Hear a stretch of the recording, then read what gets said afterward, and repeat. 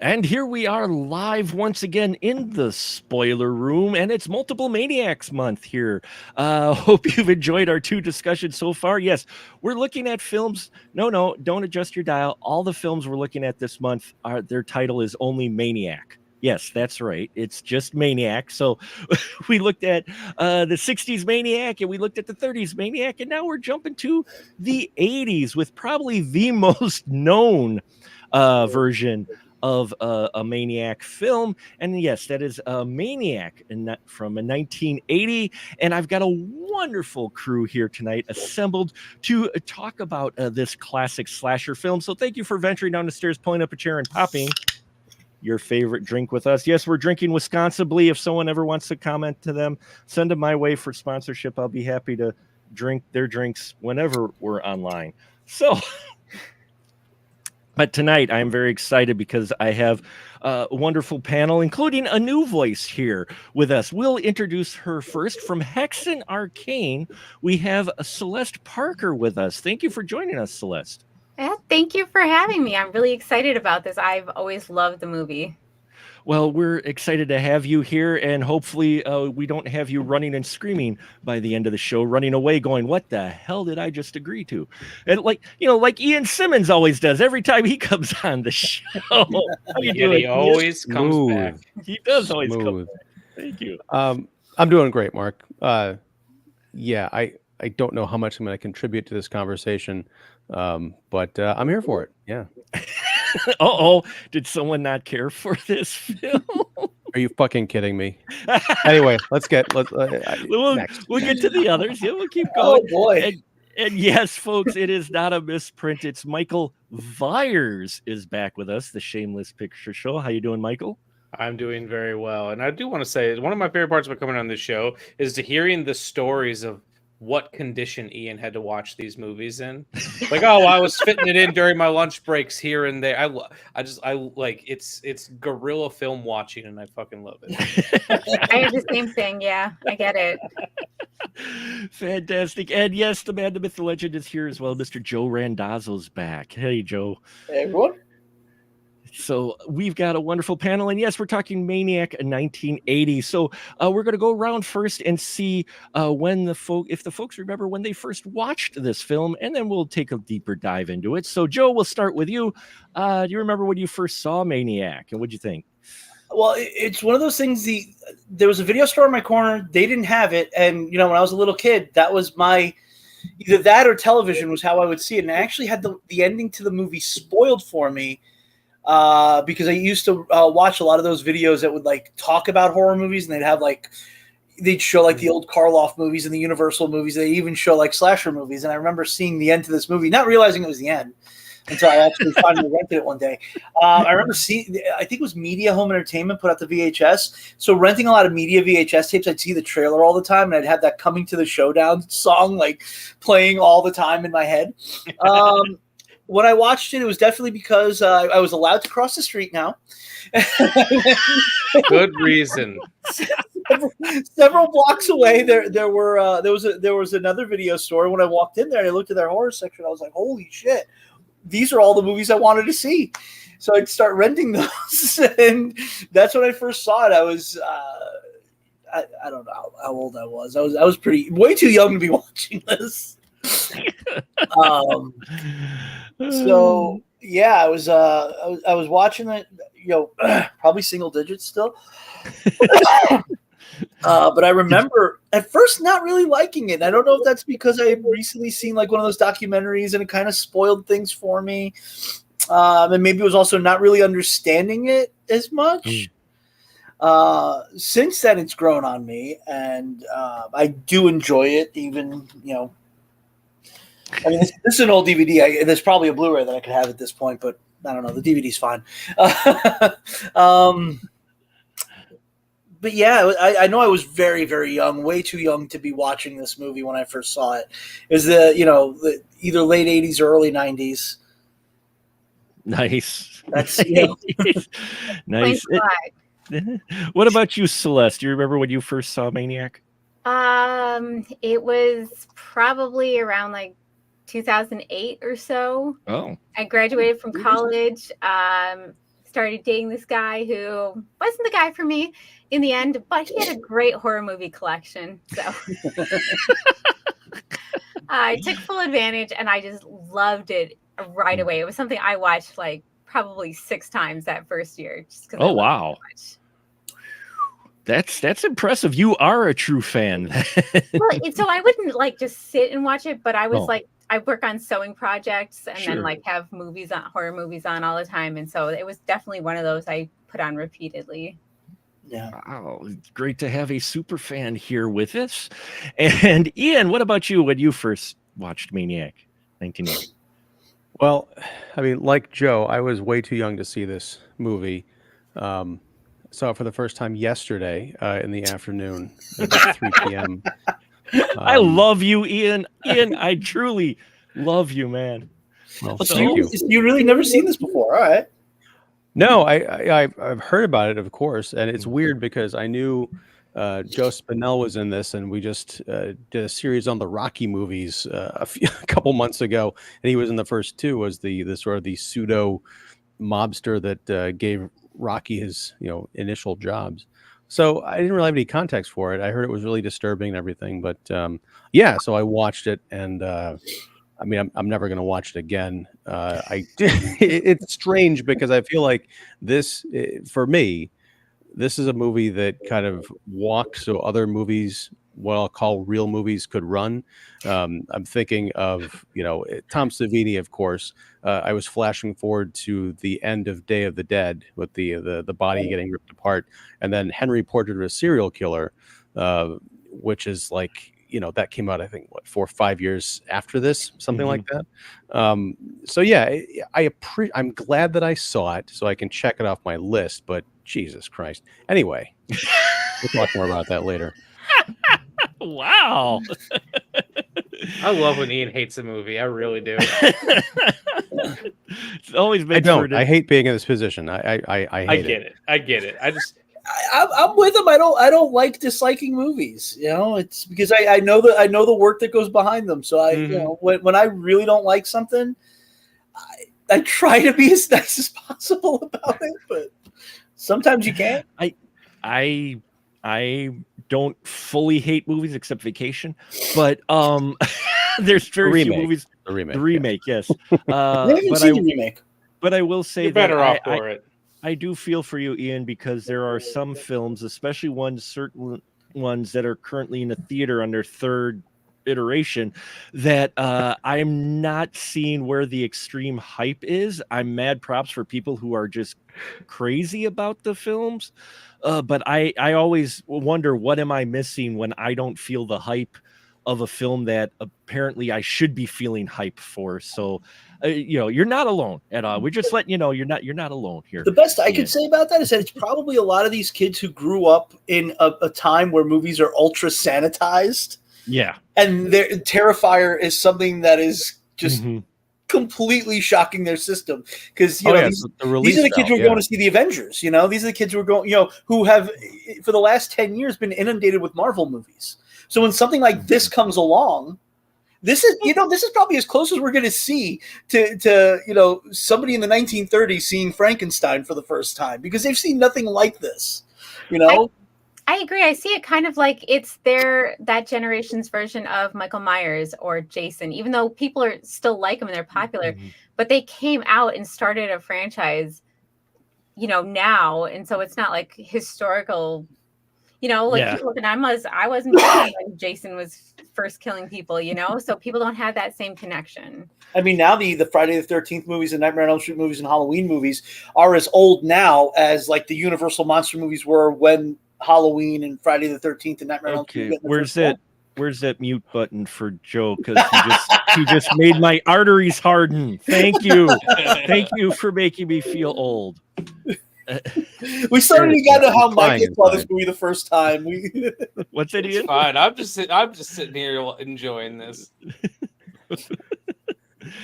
So, Mike, do you remember when you first saw me?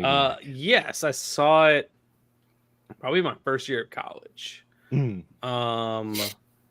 a friend who had a bunch of the old Blue Underground discs, so that's how I got introduced to not only this film, but then a lot of the Fulci films, and just kind of like my exploration into Italian horror. And well, Maniac is not, at least not Italian horror in the way that other films are. Is you could definitely see that William Lustig had been watching some of that shit. Just the way that he orchestrates scenes. It's Italian American horror. Well, Joe Spinell certainly is. Oh, definitely. And so that's when I first saw it, and it just kind of shook my cage quite a bit, to the point where, and like I said, we can deep dive into this because it seems like we all have varying opinions about where we land on this film.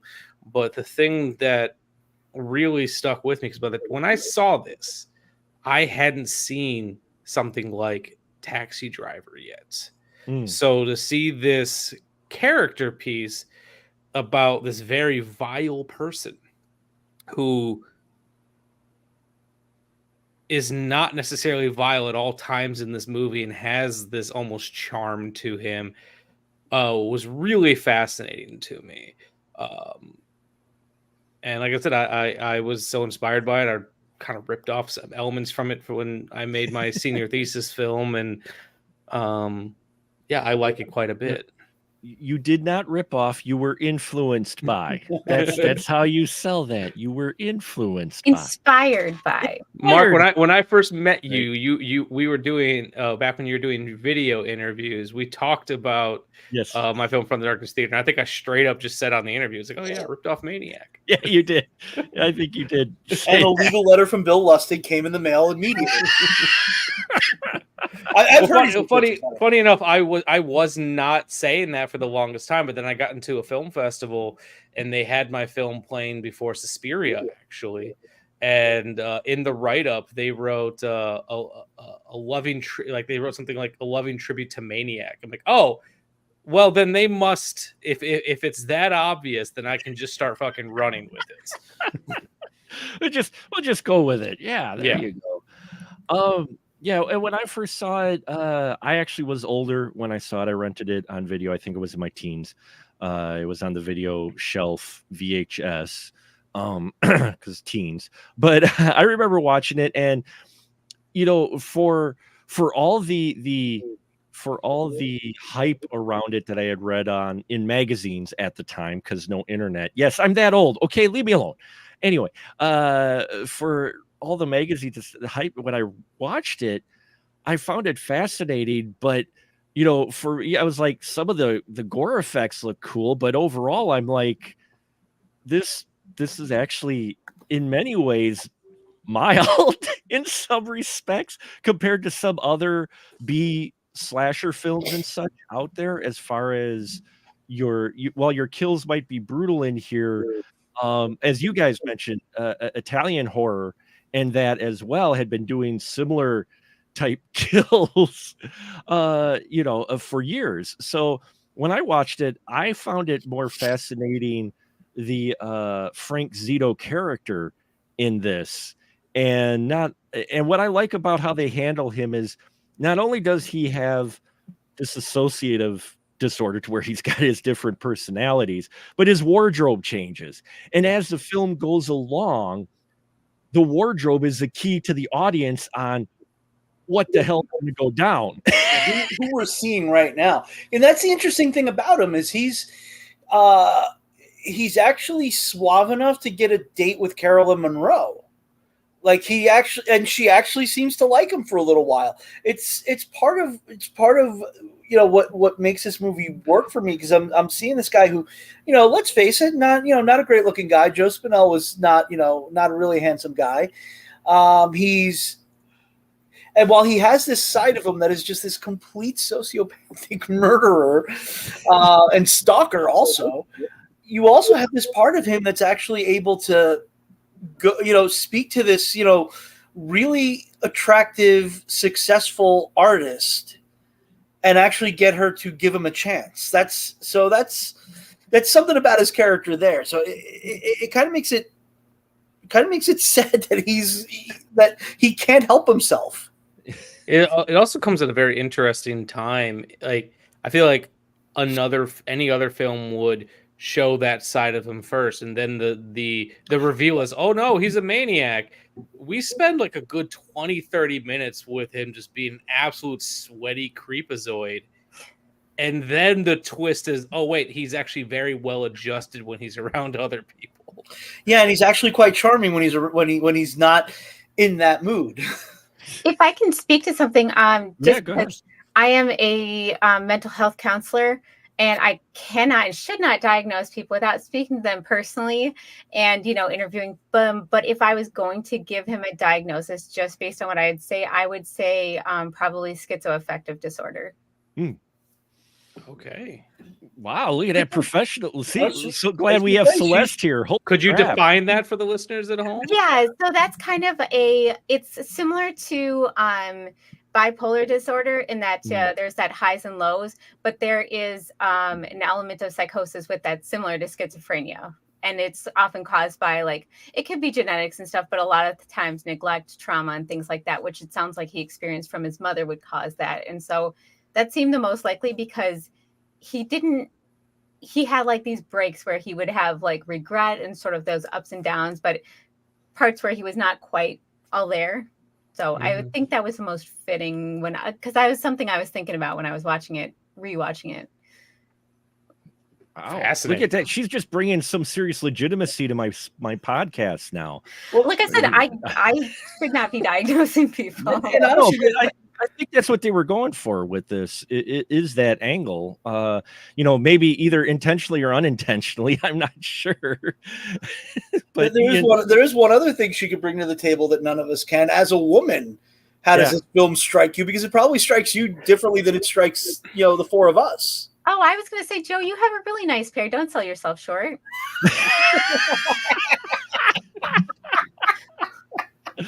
Wow. Fantastic. What do you think of Frank? Touché. Hey. What do you think of our Zito character, Ian? What do you think of our Zito character? Well, I have my own diagnosis. I don't think it's any. I would have to say that his main issue is terrible screenwriting. The reason I think that we often see characters work in reverse of this is because it's more believable.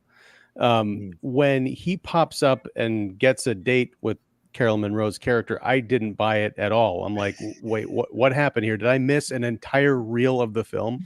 The guy's a drooling, monosyllabic, talking to himself, molesting mannequins freak, and then all of a sudden he's like, oh yes, no, you're not Thurston Howell III, you're not Patrick Bateman, you're a freak, and I don't buy any of it. The worst of all, I don't buy her not looking into this guy or buying any of it. There need to be more context, because in the circles she travels in, I'm sure she would have vetted him, or one of those models would have been like, there's something going on with this dude. No, I didn't buy it at all. It's a great setup for, some of the kills, like the model with the necklace and everything. But again, it's a bridge. It's a contrivance to get from point A to point K without doing the work of going in between. I can see that. Good night, everybody. No. No, it's good to have counterpoints. It's good to have. Oh, counterpoints. definitely. No, This is a movie that I really enjoy, but I'm not going to pretend it's not without faults. Oh, it's definitely. So I love this. I love this. It is. When I see Carolyn Monroe's character kind of become smitten with him, I wonder that as well, which is, I'm glad, Celeste, I hope you don't mind me asking, but from a female perspective, because yes, we all are just dumb guys here. I mean, is there something about Zeno that you can see that she would have been appealed to? I'm her? probably the wrong person to ask because I have teratophilia, and sweaty, creepy weirdos are kind of my thing. Oh, That's why we get along. that's probably why you're. Sense now. It all makes sense why you know Joe. There you go. But no, I mean, I think I can kind of see it. Like, part of it is in the way like people approach you. Like, if somebody approaches you in a different way that gets your attention, you don't have to be that attractive. You don't have to be that interesting. It'll be like something different. If you can kind of predict what someone's going to say to you when they come up to you or how they're going to interact with you, and someone changes that script, you're going to pay attention in some way, good or bad. So it may have been more of a fascination than an attraction. Yeah, and she may have had teratophilia. No, that's true. That's true. No, Though he we wasn't don't hear with quite anyone else.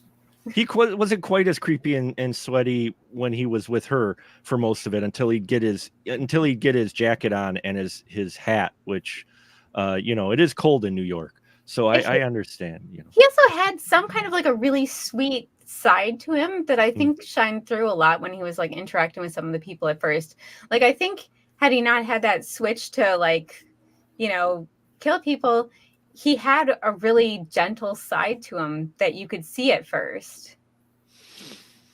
So I'm wondering if that ruins it a little, that you're introduced to him doing the bad thing first and then you see him nice, versus being introduced, say, we start with his scenes with Carolyn Monroe and then you ease into, oh no, he's a scalping maniac. Yeah, but then they'd just be retelling Psycho. That's true. Yeah, there are those Psycho influences here for sure. I can't speak for anyone else, but the reason personally why I think it works in the middle for everyone but Ian, I think the reason it works in the middle is because, like Celeste was saying, there is this natural charm and sweetness that he brings out when he's interacting with Carolyn Monroe, and the fact that we have just seen all the grotesque things that he did and still can be like, well, look at this other side of him, I think is a testament to the way that Joe Spinell played the character, that even for a brief moment, we forgot how fucking just terrible he is. Yeah, there's a lot of stuff where you can have a lot of empathy for him. I think he's very interesting character. Ian's confused on that empathy. Well, I mean, mental illness is a serious thing, and some people can't help themselves. I know from personal experience. No, here's the thing, Mark. So. If this guy did something to one of my loved ones, I would pull the switch. I don't care what kind of condition they have. No, I get it.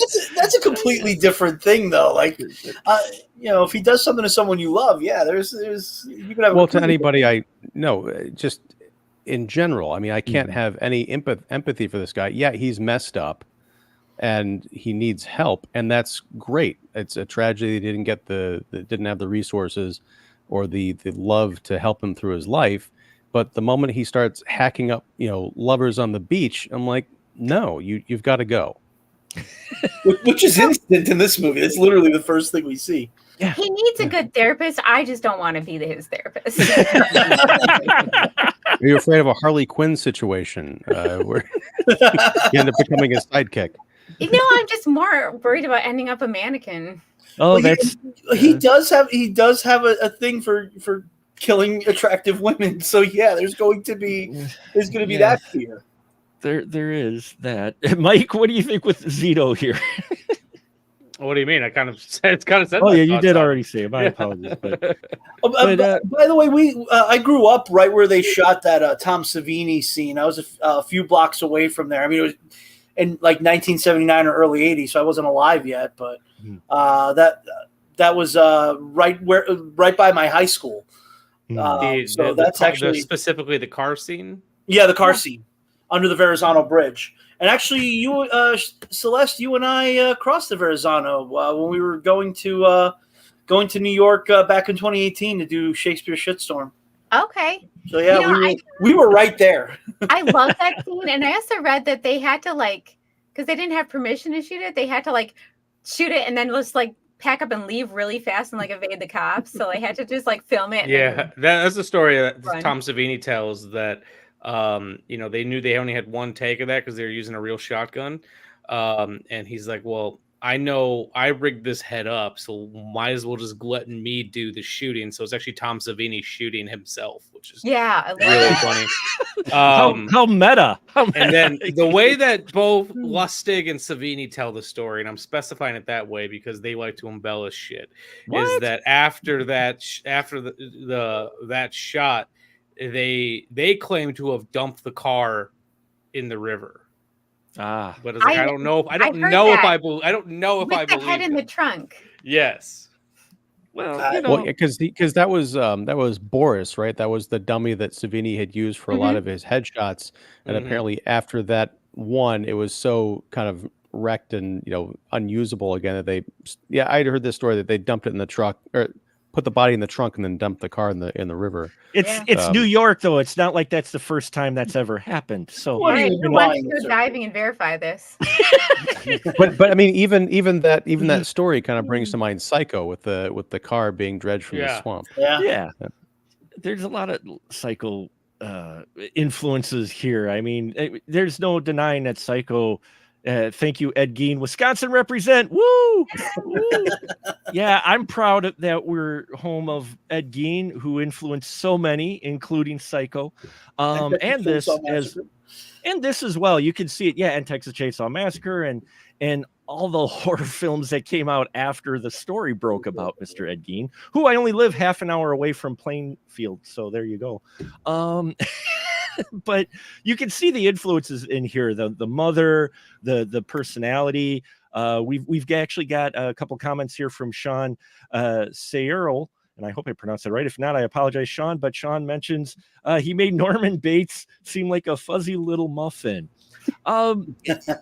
He did in a way, because his kills are far more brutal than I mean the stabbing in the shower, sure, but I mean overall you get the impression that Norman wants to get the killing done quickly before Mother shows up, whereas in here the killer personality of him, we'll just call him cotton cap guy version of him, seems to enjoy the hunt a little bit with it, versus our Norman, who really seemed to just want to get it over before Mom shows up. Wait, I thought he was Mom when he killed. Or Mom, I should say. She wanted to get done before Norman. Or Norman, showed up. I apologize. Yeah, I get screwed up sometimes in my head, or not in my head either. But but We all yeah, go a little mad sometimes. It's okay. we all go a little mad sometimes. We warned you not to go out tonight, Mark. I know. Yeah, it's just interesting, especially when he's talking to himself. I mean, Spinell really throws himself into this role. This film opens so grimy. This film is so grimy, especially those first 15 minutes watching it again. I'm like, I wrote in here, I just want to shower. I wanted to shower after watching those first. He wakes up, he's got the mannequin with the scalp already, and it's just I've often said that there's some movies that you just feel like you can smell. Like Texas Chainsaw Massacre is one of them, and this one it's like honestly his apartment. If I had to put a scent to it, it's obviously decaying bodies and incense. It just he really feels like the type of guy who'd be burning incense with his eclectic style, and he just seems like an incense probably guy. dirty laundry too. I don't think the guy does a lot of laundry. And Cracker Jacks. I used to write to serial killers long time ago, and he reminds me of one of them that I used to write to a little. He even kind of looks a little bit like him, Bobby Joe Long. And every time I got a letter from him, I wanted to go shower right away. This guy was a creep. Is he still alive? Say. Yeah, he's still alive. As far as I know, I stopped writing to him because he was asking really personal, uncomfortable questions, like, tell me in detail about your first sexual experience. And I'm like, that sounds like something Frank Zito would. That would sound like something Zito would say. Yeah, and there's resemblances, probably. I just looked him up. I can see it. I mean, the movie last week we covered had the alternate title Sex Maniac. This one could definitely have that title too. Yeah, definitely. What were you going to say, Ian? I don't remember. He got lost with the letters to the serial killer. Sorry. No, it's interesting. The sexual stuff when he's in that hotel room with, I think it's the first hooker, the one he strangles. Mm-hmm. They're kind of getting into it with each other, and he spanks her, and it was really interesting because she said, "You like that, honey?" and he says, "No." I was not expecting that line because he was so deadpan. You know, it was like he spanked her. Usually that's kind of a kink or something, but it just didn't even register with him. And I think she was kind of surprised by that too. I mean, here's the thing. I don't like this movie. I think it's very well done. But like my inner Gene Siskel was like screaming at the top of my lungs, like, why does this movie exist? Who are the perverts that made this? It has no story. It serves no value. And I think that's why I respond to, you know, some of the other movies I referenced later on, because there was more of a reason to be rather than, hey, let's just tell a sort of a POV story about a guy going around New York cutting up women. I feel like this is sort of the reputation that a lot of that stuff got back in the 80s of, you know, misogyny and exploitation, you know, outside of the, hey, let's get together and watch you know, people going to camp and getting butchered by Jason's mom. This was something different. And it really, you know, Mark, you mentioned having to take a shower. Yeah, I was sitting there wondering, what am I doing watching this movie, aside from coming on to talk, you know, on your podcast. But yeah, I think it's very well done. I just don't think it, you know, needs to be around. Did you consider watching it in the shower, since you said you kind of watched it on the go? No, I did not watch on the go this time. Oh, never mind. Mike was referencing something, you know, my normal situation of like trying to squeeze it in before work at like 4 o'clock in the morning, that kind of thing. I actually had the house to myself for an hour and a half yesterday, and this is what I chose to do at that time. I approve. Bravo. Thank you. See, now I have guilt, so that's okay. I'll just carry that guilt with me forever now that you didn't like it, but that's okay. I appreciate it. I also hate it at the same time. It's a dichotomy. But I mean, if it's well made and you didn't like, then did it do its job? Like, if the job was to repulse you, then you know. Well, but that's the thing, is I don't feel like. Here's a good example. When I went to go see Henry Portrait of a Serial Killer, I went to a midnight movie. This is, you know, 25 years ago. And I went to a midnight movie in the suburbs, and the theater, there were not a lot of people in the theater, but there was a guy sitting 2 rows in front of me. And the entire time he sat, and he looked like sort of a gangly version of what Joe Spinell looks like in this movie. But he sat, leaned against the seats in front of him, gazing kind of longingly at the screen for the entire 90 minutes or whatever it was. I was like, I need to get the hell out of here before the credits roll and get to my car and drive away. So, you know, I'm not usually one of those folks that says, oh, these movies turn people into maniacs. But I feel like this movie was sort of shot in a way that would appeal to the darker inklings of the people that could be set off by this kind of art, if there is such a person. The POV shots, the objectification of women, the whole weird fantasy of him getting close enough to this, you know, high status artist lady. That's pure bizarre dark wish fulfillment. I don't believe it would ever happen. And I feel like it was written so that, I mean, she gets away at the end, I guess. At least I guess we can assume that. But yeah, I just felt like this is appealing to the base instincts in a way that a lot of other horror movies didn't. And I was just uncomfortable with it. Yes, it was effective, but, you know, so is I Spit on Your Grave, you know, which I think is a better movie than this, but only because I listened to the Joe Bob Briggs commentary on it and I was able to finally watch it again. Yeah, so I Spit on Your Grave is definitely not one you just pop in to watch. No, the only time I've ever watched it was when I run across someone who said, you know, I've been meaning to watch that, but and I'm like, we'll sit together, we'll watch it, and we'll discuss afterwards, okay? Because that's one that, yeah, is one of those disturbing, like, oh my God. But it is well crafted in many ways, and in this one, I can see where you're coming from with that, Ian. You know, for me, I do see the films that came after its influences. Mike, I'm sure you do too. You know, especially with the gore. What did you think of the gore in here, Mike? I thought the gore, like, you know, I have to put myself in the mindset of 1980. The gore for the standard of 1980, I think is quite good. It's quite effective.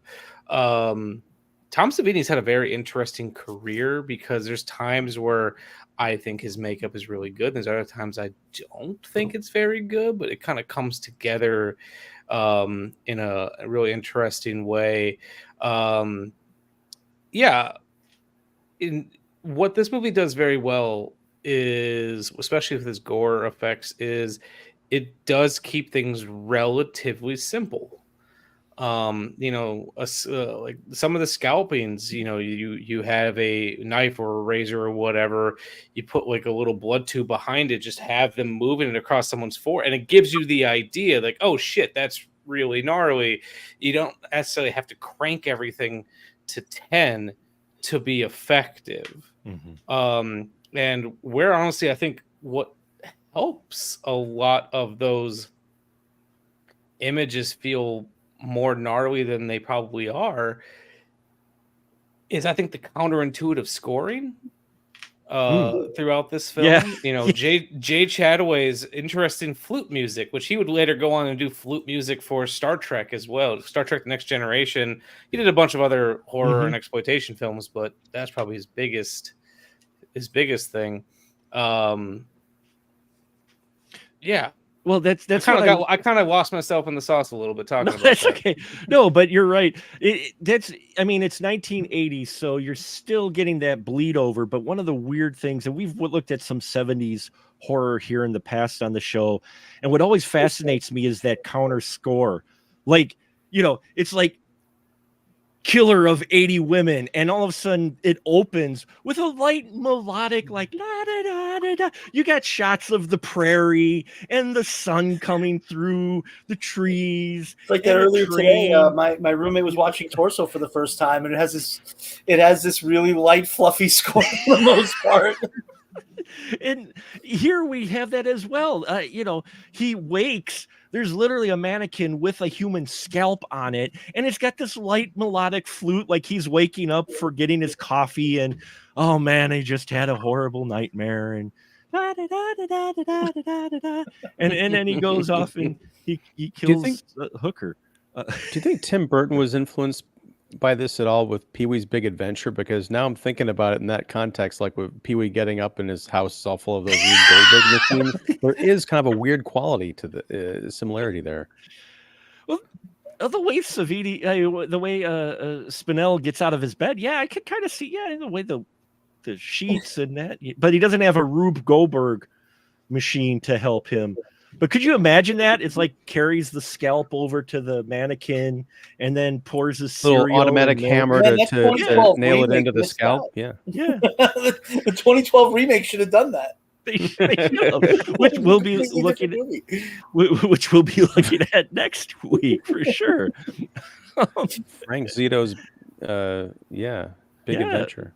Frank Zito's Big Adventure. Maybe that would have been the 1986 sequel, because there was a sequel that was being worked on when Joe Spinell died.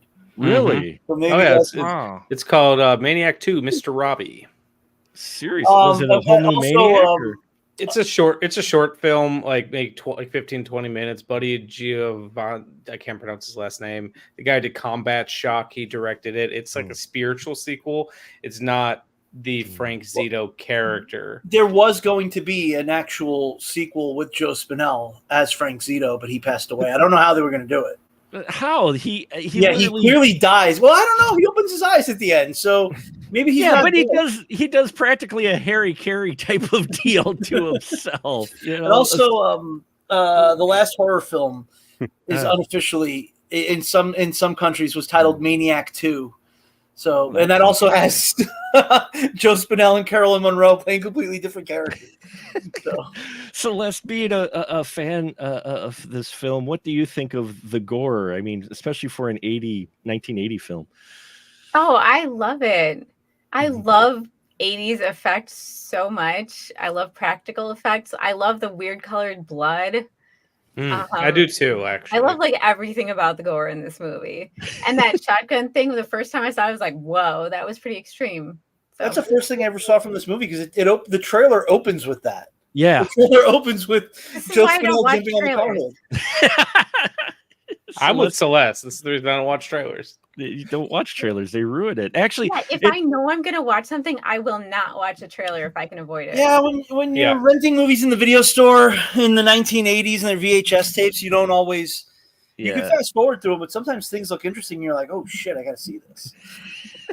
I mean, the trailer to this made me want to see it. Unfortunately, a lot of the historical stuff I was watching at the time, like on the Discovery Channel and stuff, completely spoiled it for me. So we know Tom Savini did directing, I think, later on from this film. I don't remember if he directed anything earlier. I'm wondering if Lustig directed this scene with the shotgun or if he did, because we stay on that blown up head for a fairly long time. I mean, you got the blood oozing down the back of the seat and chair, and it almost feels like, oh, did someone give Tom the camera? And he goes, "This is a wonderful shot. I'm just staying on this fucker." I know Tom likes to he works pretty closely with the director when they're especially the gore effects, because he knows what angles things look best at. So it's not uncommon for the makeup artist to have input, and especially with how quickly they were doing that, he probably had a very good idea of where they should shoot all this stuff from. Yeah. So, and also in this situation, we had the opposite of Jaws, where Jaws, the more you showed the shark, the worse it looked. Savini's effects here look great. So I could imagine that they want to linger on it because, oh my God, that looks so good. This is going to sell the movie, and also probably the idea of let's put it in longer because we know the MPAA is going to tell us to cut things, and we could cut that. That could be something too. That was an infamous thing that they did in the 80s. Well, yeah, actually, we just had this. I just got the 4K UHD version of Nightmare on Elm Street, and it's got the uncut version and the theatrical version, and there's only a number of seconds, basically difference. 8 seconds, and most of that is the extra long waterfall of blood. And one of the bodies, when it plops down on the bed, it's an extra gory shot. They just cut that into the movie? I've seen that clip. I didn't realize they just So that's all that's in the uncut version. So it's Johnny Depp rising up out of the bed. And that he was referring to Tina's body. Unfortunately, the Johnny Depp bit where he rises up out of the bed is not in. I can't tell you how disappointed I am in this new release. It looks great, but when they say it's the uncut version, I can go online and see like a whole bunch of extra scenes. And I know this isn't about this on the show, but yeah, it's yikes. but yeah, I mean, but I bring it up because of the MPAA cut thing. It was really ridiculous what they were doing for it. I mean, there's the story with RoboCop and how much they cut out of it. Seconds, literally just seconds of a scene that they considered too long. And then you look at the headshot here in Maniac and how long you linger on it, and the blood just pour. I'm like, and they slow mo it. They slow mo it too. You're watching it, and it's just like, wow. That guy had a lot of brains because it's still oozing down the chair. I love the 80s way of doing slow motion where it had like that jittery effect because they weren't shooting with higher frame rates and playing them back slower. I just love that look to it because nowadays you can have really incredible looking slow motion, but I feel like it's just missing. It's missing that grittiness that I kind of miss. Just like the grittiness of a freeze frame over the credits. You do the freeze frame. I miss ending movies of freeze frames. We need more of those. And Sean came up with a title for Maniac 2 Electric Boogaloo. There you go. I dig that. So I did ask my panel, since we have a lot of folks here, if they could bring a question or two about the film. That's something that we may not have talked about so far. So Celeste, we'll start with you. Did you have something that we may not have brought up, especially with you knowing a lot about the film? Is something that you wanted to talk about or bring up to the group? Something that kept coming up to me when I was rewatching it, because I hadn't watched it in a long time. I used to watch it a lot, but then I hadn't watched it in a long time. And something I kept thinking about was like the mom and the portrayal of like moms in horror movies and the way they show like either like you're a terrible mom or you're a great mom, and there's no in between. And so like terrible mom means you're neglectful or abusive and you have lots of sex. And I think that, that it was just something that kept coming up to me is like, I think when he was like spanking that hooker, I think he was recreating things he saw as a child, which he didn't actually like. He was just kind of recreating because he missed his mom or something.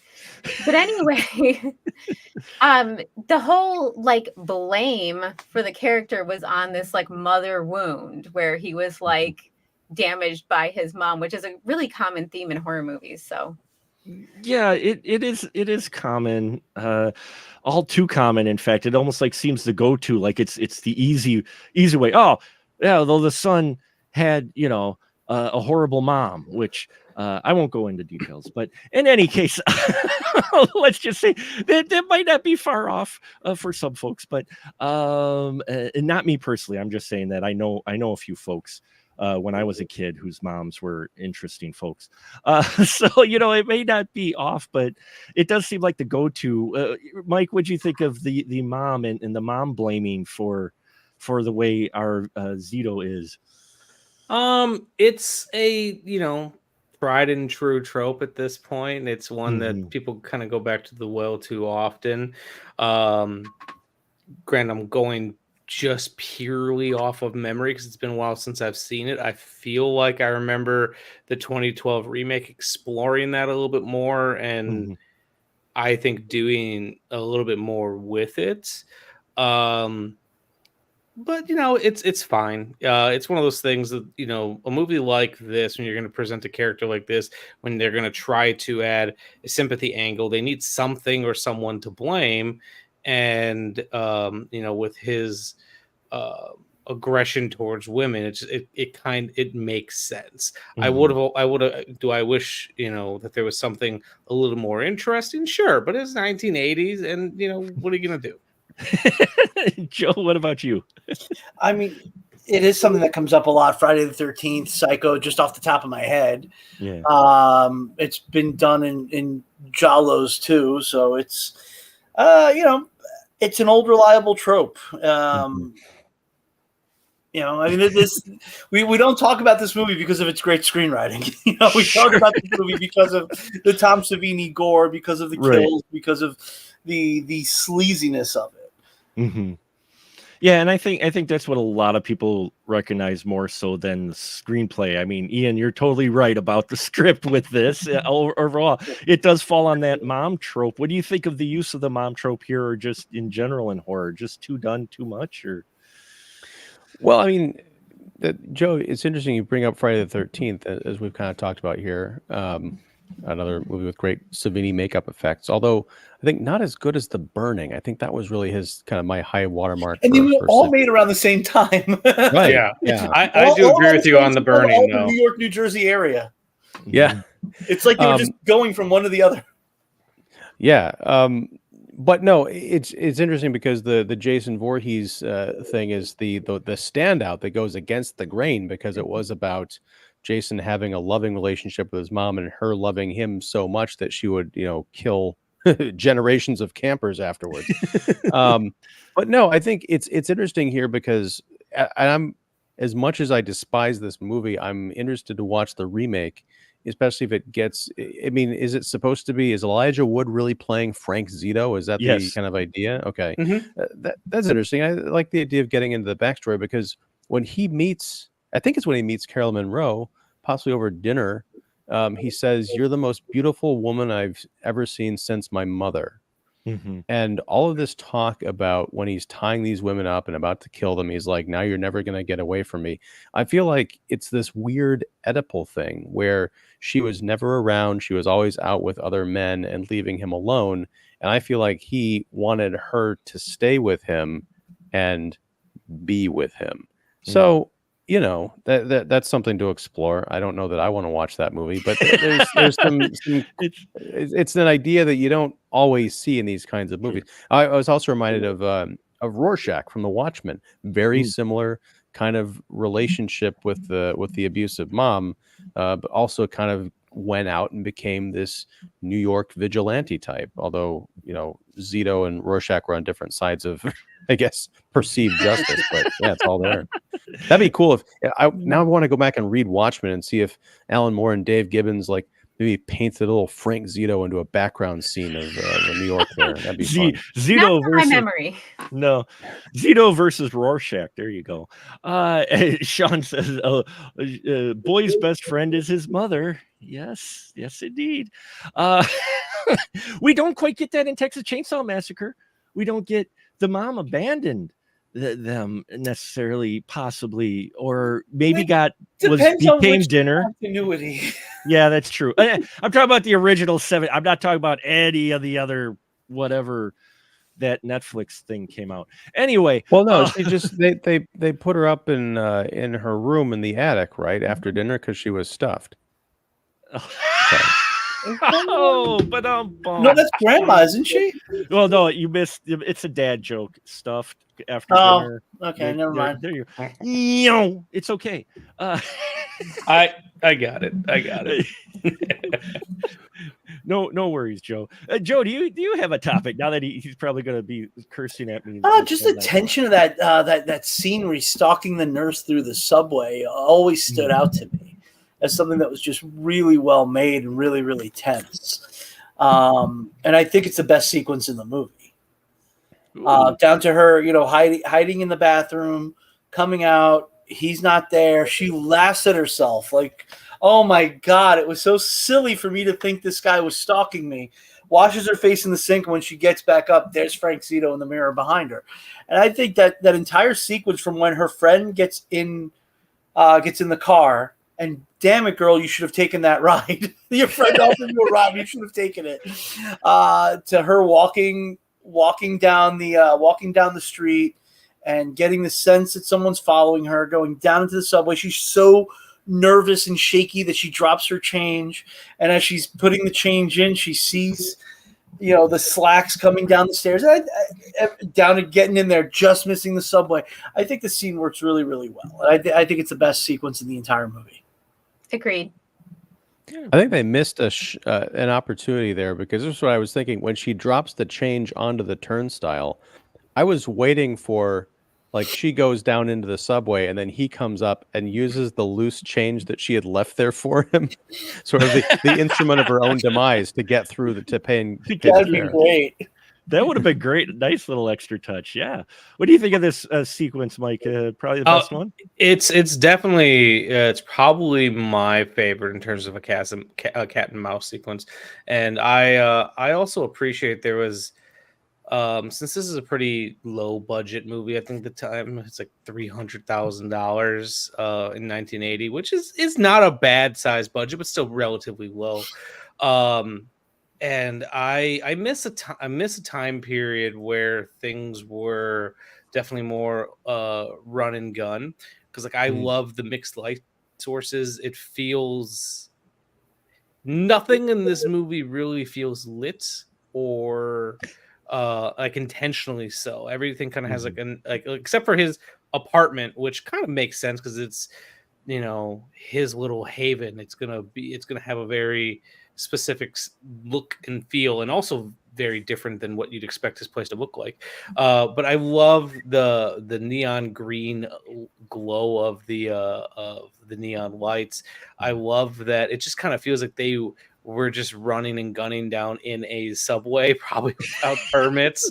And the fact that they were able to construct a sequence that is so well put together when they were probably doing all this illegally is pretty impressive. Well, I mean, the subways in the middle of the night in New York City are pretty. I've done it myself. They're pretty easy to shoot in because the trains are mostly empty. The trains for the most part look exactly the same, so you can just shoot. Going up and down the same stations, plus one token, or in this case, one swipe of the Metro card nowadays.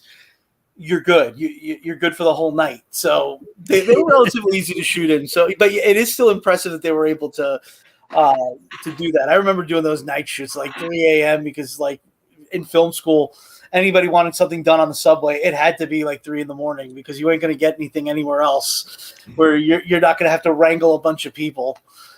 But yeah, I'm shocked at how well it comes out too because it's definitely not one take. No, it's definitely a number of takes, especially if there's you're shooting on film, so not exactly light equipment to just haul around versus a phone to hide in your pocket and they go, okay, let's shoot. You're right. Celeste, you said you like this sequence as well? Yeah, like I said, I love the whole movie, but yeah, it's Sure. definitely very tense. I like Mhm. watching it. I agree with Joe. It's shot really well. Yeah. Ian, I know how you feel about the film, but what'd you think of the sequence at all? Yeah, Was I it mean, I one thought of it the was. better? Yeah.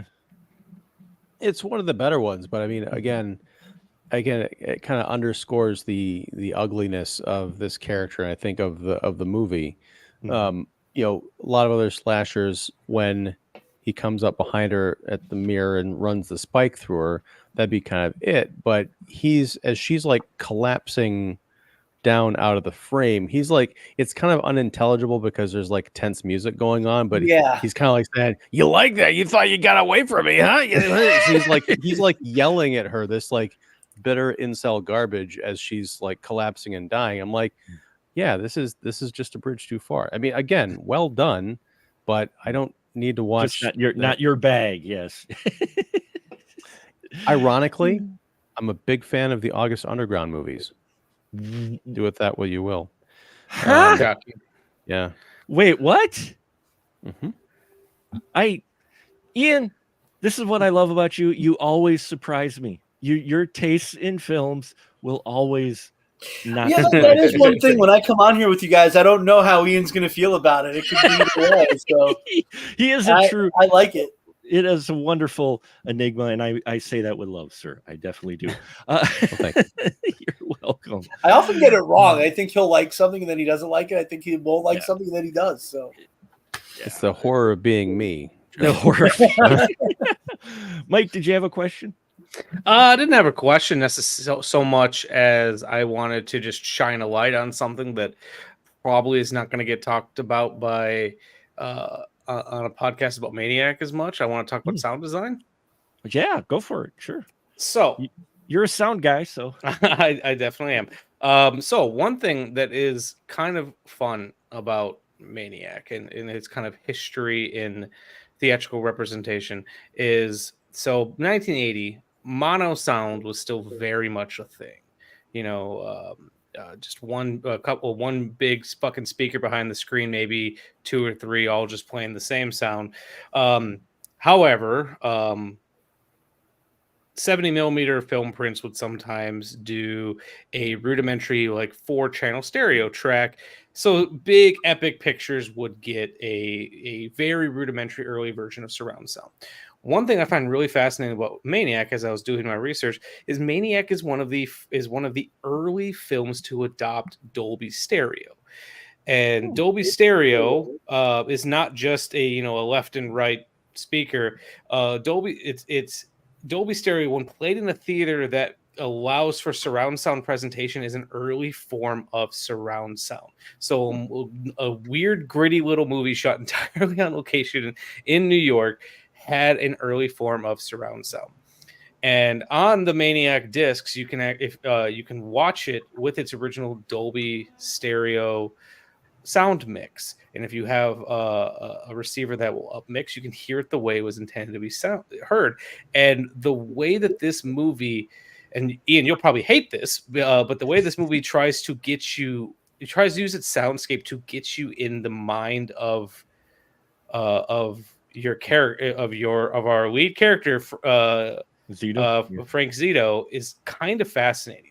Because obviously you'll have score kind of moving around the speakers, but then most interestingly, you're just kind of enveloped in his breathing. It just kind of envelops you, and then the way that his narration is used, it's not just pinpoint to the center. It's almost out of phase, so it kind of has this disembodied feeling to it, where you feel like you're in his head, and it's a very competently mixed film. I'm sure there was some sweetening done after the fact because we're watching a new Blu-ray or whatever, but a fact that this movie, someone sprang to, they could have just done a easy peasy mono mix. The fact that they took the time to do a surround sound mix essentially for this film when people weren't doing that. Probably a lot of the theaters on 42nd Street that were showing this movie didn't have the capability to do that. And that was the thing that theaters liked about Dolby Stereo, is if you were playing something in Dolby Stereo and you weren't hooked up for surround sound, it would still sound bigger because you have a left and you have a right, as opposed to just one speaker. But if you were in a nicer theater, you'd get the full surround sound experience. So someone involved in this film, probably William Lustig, saw the benefits in that.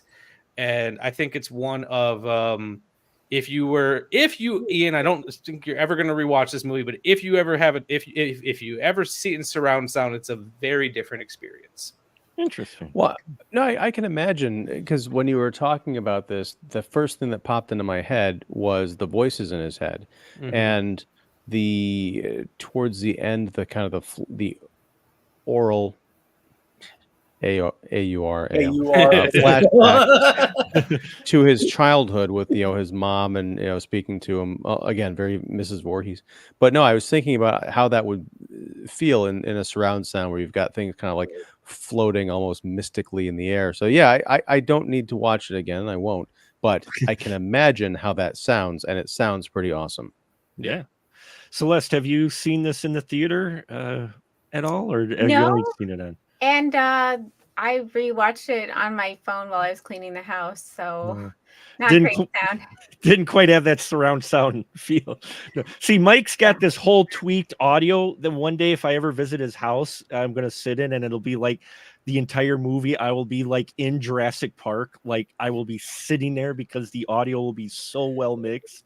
And I say that again, Mike, no, not slamming you at all. I am very impressed with audio. I have tinnitus in my ears, so any audio at all is like, yeah, that sounds good, sure. I'm not somebody like, I wish my brain worked like this, but I'm not a details person most of the time. Sure. And I don't pick out those elements. Like my son will be like, oh yeah, I loved the score for that, and I'll be like, there was a score.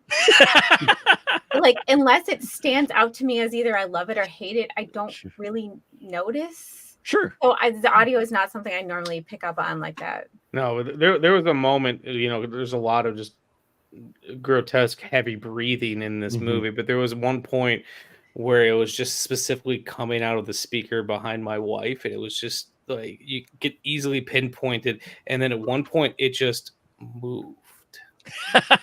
And I was like, oh god, that's just so unsettling. I can imagine. Zito's behind you, Mike. Zito's behind you. So like I said, not really a question, but I figured I don't think there's many other podcasts out there talking about Maniac that are going to talk about its sound design. It's somewhat historic Dolby Stereo mix. What about you, Joe? You got it on disc. Do you hear it? Or... I'm like you and Celeste, where I'm like, oh, okay, it had sound. I'm not really that. Look, we need people like Michael who are in tune to all this stuff. I very rarely notice surround sound, even when I'm watching like a modern movie. Like sometimes I'll watch something modern and I'll hear something like that I think is behind me, and it's just something from the movie. So it's very rare. I didn't notice it with this, but maybe my disc didn't have. Also, if you don't have surround sound, you're not going to notice it. Well, we are set up for surround sound here. I just it works on more modern movies. Maybe the DVD didn't have it. DVD let's say it have it. Maybe I didn't pick the option for it. Some DVDs you had to choose the option of I might have just watched it on mono, not really realizing. Yeah, now I almost want to listen to it with my stereo upstairs when everybody's out of the house, because my family doesn't share my taste in some of these horror films. So. Ian, what about you? I know you did care for the movie, but did you have a question or anything that you wanted to pose to the group? Two questions. One, am I the only one who appreciated the collectible Star Wars glass that appears in the movie? I mean, I didn't even notice it. No, I didn't notice. There's a scene, where he's filling up his guitar case full of weapons, and it's sitting. I was like, is that fucking Chewbacca? Yeah, and Han Solo's right next to him. So yeah, go back and watch that scene. You'll see it. But my other question is, and What's I'm not wrong an with you? undertaker. I was going to say, the other question is, what is wrong with you people? No, some questions just don't need to be asked. But no, my other question is, and I'm not an undertaker, but axes. Do people leave them lying around in cemeteries, or is that a dream sequence? When Anna, the Carol Monroe character, comes out swinging and gets our hero really good chop on the arm, where the hell did that thing come from? Was it an axe or a shovel? I thought it was. I thought it was a shovel. I thought it was an axe. I It could be wrong, but believe that it's was a shovel. okay. It's I very never quick. seen That was a very axe-like shovel. I don't know what the hell, but Celeste, yeah. you've seen it the most. Which is it, shovel or axe? I believe it's a shovel. Mm. But Okay. I live like right on a cemetery. My backyard turns into a cemetery. There's never been a shovel or an axe in there that I've ever seen. Like, I feel like a shovel is far more believable than an axe. But Right, but like, why would they leave a shovel there? Is it for digging up bodies? Is it for digging graves? Is it for like kids playing there? I don't know what. You'd think the grounds workers would lock that stuff up after they're done, but As far as I know, they do, because anytime they're digging anything out there, they clean up after themselves. clearly not this cemetery. And, and I'm imagining one of those like sequences where you step on the shovel and it comes and hits you in the face. And He gets Sideshow. There's a lot of people die in New York every single day, and clearly they're all buried in the same cemetery. Let's just go with that. So you just keep them around because you never know when to. Maybe this was Zito's other gig, because I imagine, I don't know, I kind of got the vibe that he was like a caretaker for a apartment complex or something. Maybe that's just me creating a story in my mind. Maybe this is his other gig. Maybe he left the shovel out there. No, you guys, we're all getting this all wrong. It's a self-service cemetery. See, you show up, you pay a small fee, you pick a plot, you can dig your own grave for you. It's the ultimate and final use storage. Use storage. Oh my god! But no, there is one other thing like that. I don't think they really did anything with it, but I noticed it because this movie is it's one of those. It's not really a Christmas movie, but it is. It takes place around the holidays. But if you'll notice, Frank Zito's mom died on Christmas. Did you catch that on the tombstone? Yes, I did. Oh yeah, yeah. So he talks about taking like a Christmas wreath or something. Yeah. Yeah, I was like that. Does he kill year round? Because on the newspapers, they're talking about how the Maniac has killed like his 5th victim or something. So are we to believe that this is the first time he's gone on a killing spree, or is it like a seasonal thing where he just starts killing every holiday season? There's so many unanswered questions that I don't really care to know the answer to, but they were fascinating while I was in the moment. It might just be, he gets his way around the holidays. Mom died on Christmas, so. holiday blues, and he's gotta scalp people for, reminds him of mom. I don't know, but no, it is interesting. I'm glad you brought it up though, because I did catch that too on the news after he blows the head off of himself. When Tom Savini's head gets blown off and the girlfriend gets killed. They mention it's the 5th, body, and we've seen one other, which means there's only 2 kills before we actually ever meet Zito. Well, this would be the 4th we see. Well, it'd be the 4th we see. Okay, yeah, because he kills both the 2 people on the beach. He kills Tom Savini. Oh, that's right. Okay, yeah. One before that. That's right. Yeah, well, there was the girl in the hotel room, which we can assume that they found her. That was after this, wasn't it? No, the girl. There was his first kill. The hotel room, was that before or after Savini? Before. All right, so we see. So I guess that is 5. So yeah, I guess that is 5. I was trying to do the math. I forgot about the couple in the beginning. In all honesty, when we get to the urban area, because it's such a difference in location. We go from beach to gritty urban apartment, and it almost made it seem like with him waking up, like that was him dreaming of killing people on the beach, which is also the thing that makes this seem more like a giallo, because historically giallos, it isn't always this way, but giallos tend to take place more in a metropolitan area, where the American slasher more often takes place in a rural area or like a summer camp or something like that. And So that might be another little nod to this being Lustig's homage to a Giallo. I was trying to figure out, is he a spree killer or a serial killer? Because if he was a spree killer, all of his kills would be in a certain like shorter time frame. If he was a serial killer, it's pretty common for them to kill and then go a long time, and then it gets more and more often as they go on. This seems to be random, but it seems to be the beginning of it. So I don't know. I would call him a spree killer at that point. Yeah, I hadn't thought of it from that he angle. just had this like, he was going along fine. Maybe his head was a little messed up, but he wasn't enacting it in the real world. And then somehow he started to. I've always associated a spree killer with like a Michael Myers or Jason Voorhees type, where like all the kills take place over the course of like one night. It doesn't. I don't think it has to be one night. It just has to be kind of one. Just really close event, together. Yeah, maybe. Sort of. Yeah, you get the impression this is all within a short time span as well. So, Well, I mean, it's definitely all taking place around the holidays, because when he's carrying the giant body-shaped bag, his neighbor asks if he's gone Christmas shopping. yes. Right, and that's really uncommon for serial killers to kill that many people in that space of time, because normally there's a cycle of fantasizing, enacting it, then being fine, and then starting the cycle all over again. So I would see him as a spree killer, which makes more sense in what happened in the end to him. Wow, I hadn't thought of that, but now, wow, more things to think about. Ah, man, Celeste, that's wonderful. Yeah, I've never even. You guys just introduced me to a term. I didn't realize there was a difference with spree killer versus serial killer, and now I learned that as well.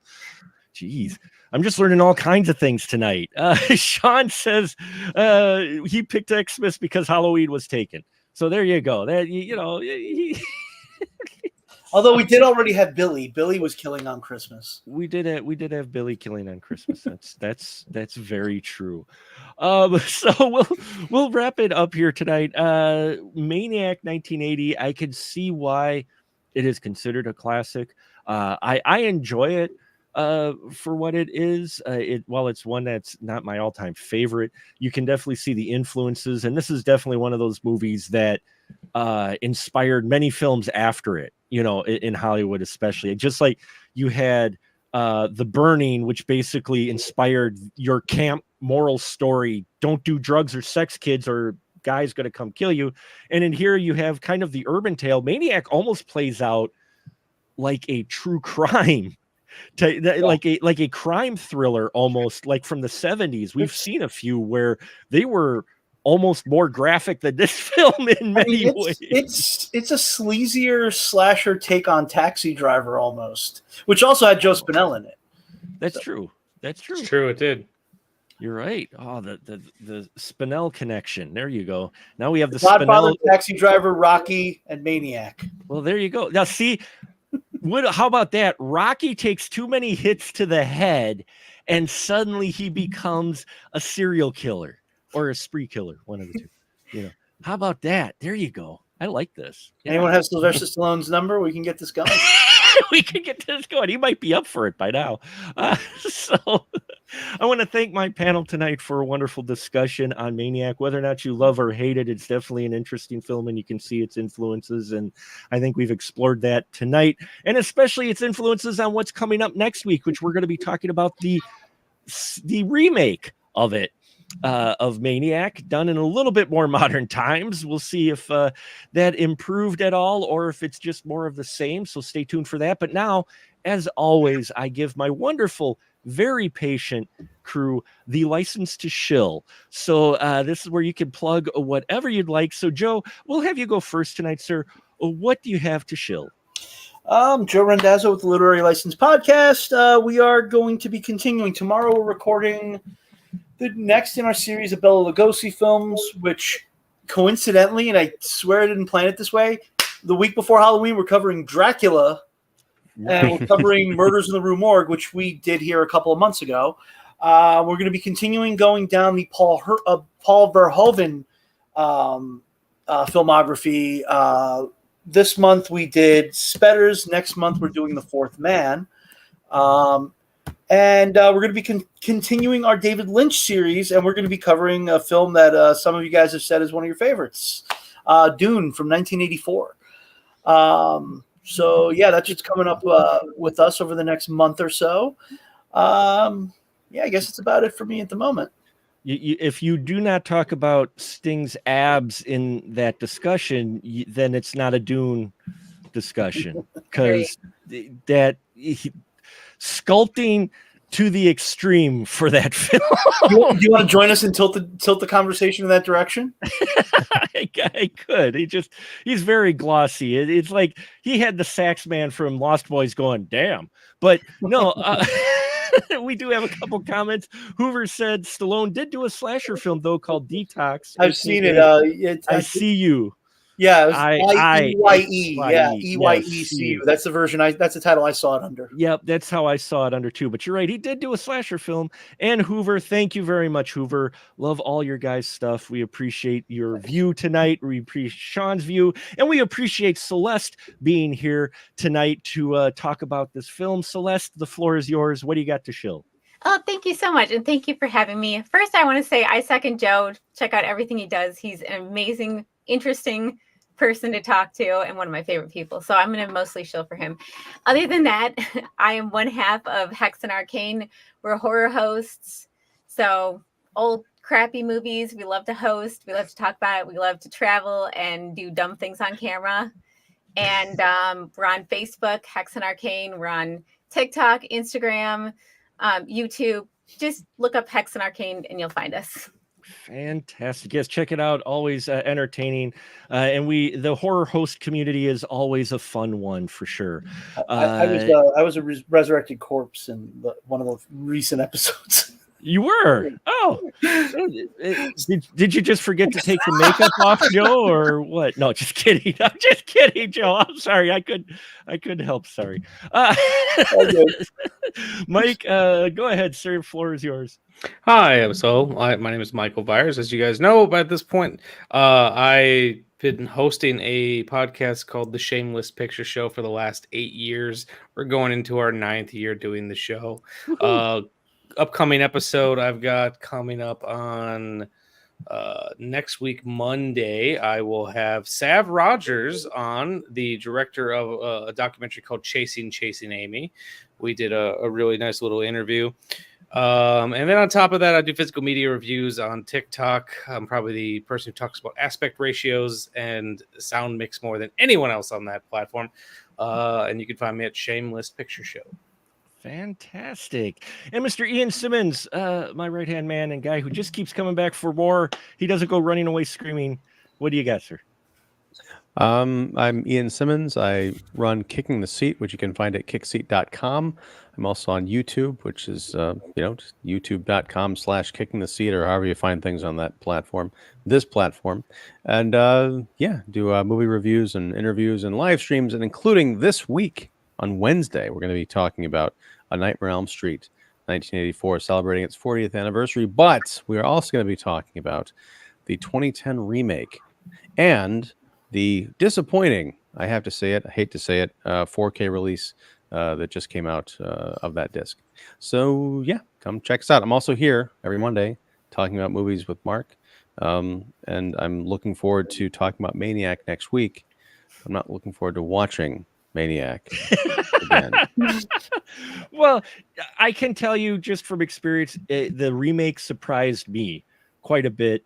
And namely because of Elijah Wood. Personally, I would love to interview Elijah Wood, though that's snowball's chance, I'm sure. But about this film, about the remake, because that's in his period where he was trying to shake that Frodo skin and of sorts. And he does it in some interesting ways during that time. So look for that discussion next week, folks. Check out all of my wonderful panel stuff. There'll be links in the description of this show. And if you're at all interested and you've done watching all their wonderful material, you can check out specialmarkproductions.com, where I have all my stuff. I've got a couple of written reviews up there now, one for a film called Unnatural, which is a Western horror vampire story with Al Snow. and also one called The Shade, which was an interesting one about mental illness, actually. And I've got some TikToks up. We just recently posted the TikTok review, my 1-minute reviews of wide release films of both Smile 2 and Terrifier 3. You can see where I can think about those films in a minute time span. So easily digestible and even easier to scroll past. So I want to thank you, each and every one of you. And until next time, we'll just say good night, everyone. Good night. Night. I hate